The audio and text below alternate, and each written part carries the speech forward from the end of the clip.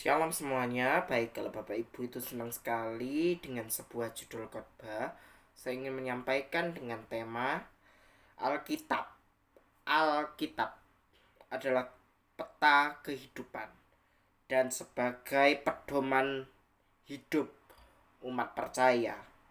Kita buka dahulu di Yosua pasal pertama. Yosua pasal pertama ayat yang ke-8.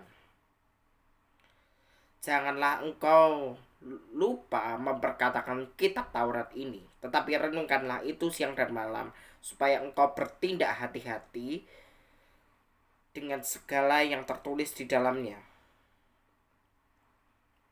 Sebab dengan demikian perjalanan hidupmu akan berhasil dan engkau akan beruntung.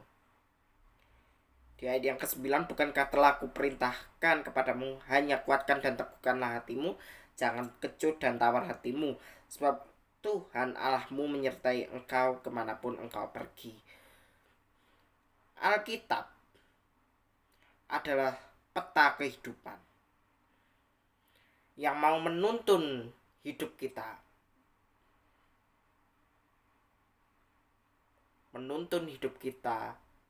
untuk menjadi murid-murid Kristus yang mau memberikan teladan hidup bagi sesamanya dan sebagai pedoman hidup.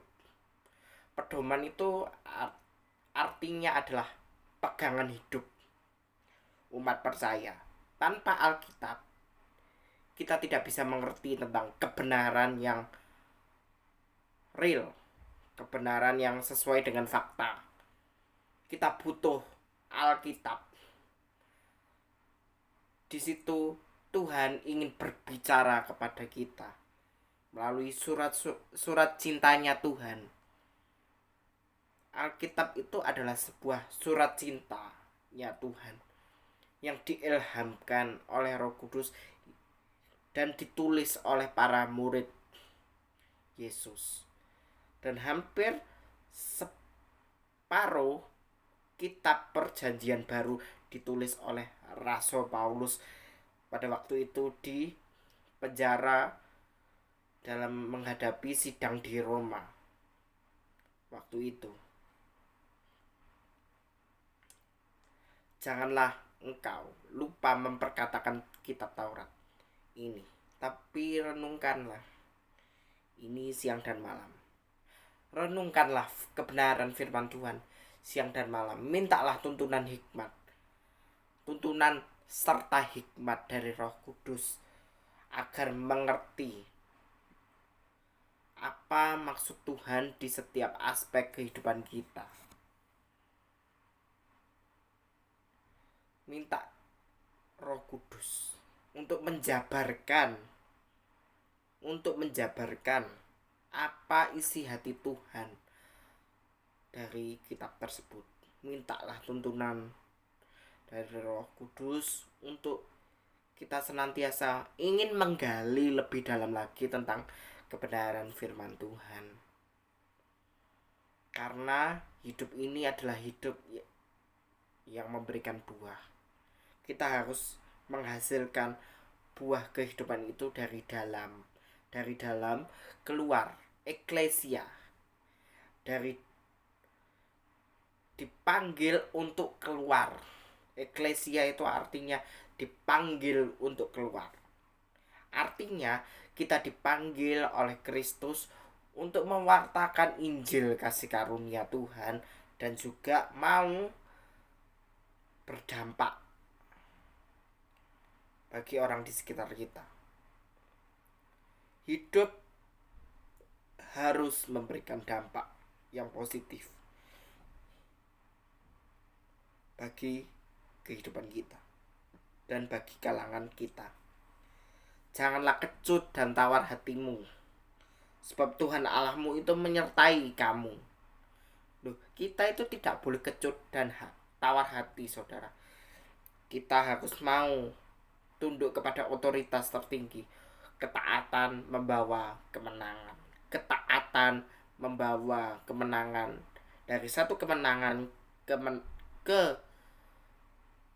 tahap berikutnya. Tuhan mau memproses kehidupan kita sehari demi sehari supaya kita mau terus berakar kuat di dalam Kristus. Dan juga Alkitab ini adalah buku kebenaran. Buku kebenaran yang harus kita jaga, harus kita rawat,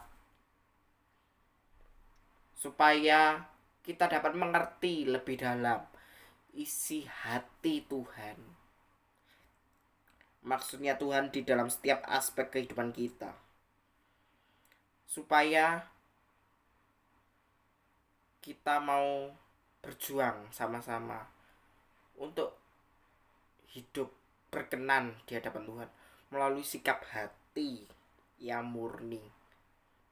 Itu loh saudara, kunci untuk taat kepada kebenaran firman.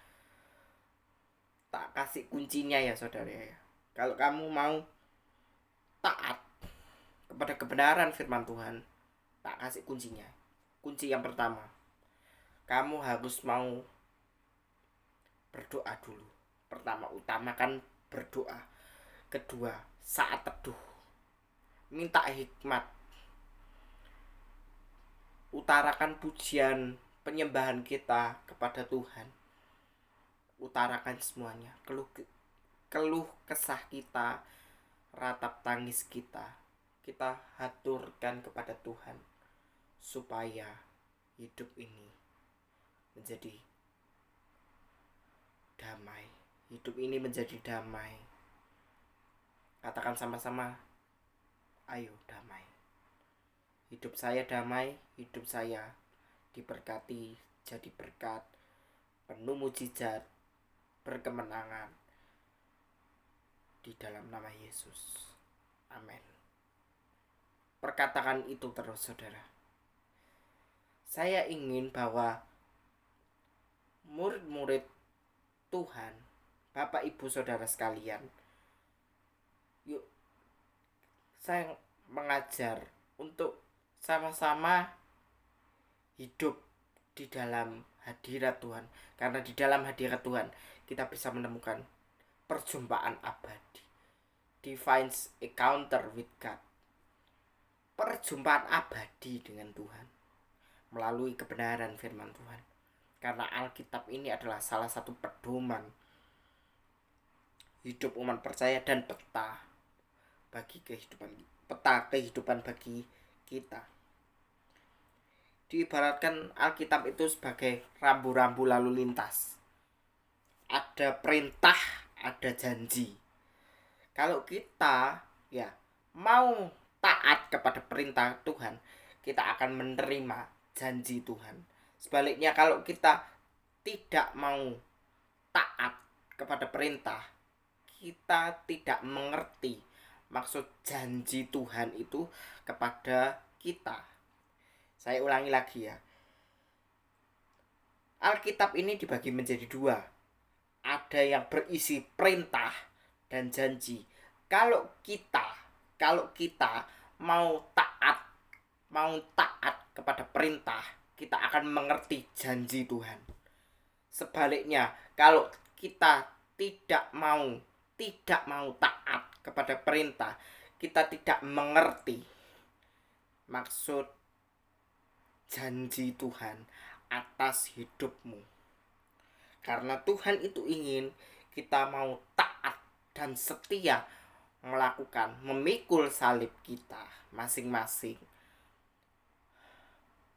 supaya hidup ini bekerja keras untuk kemuliaan nama Tuhan. Hidup yang sementara ini kita harus bekerja keras.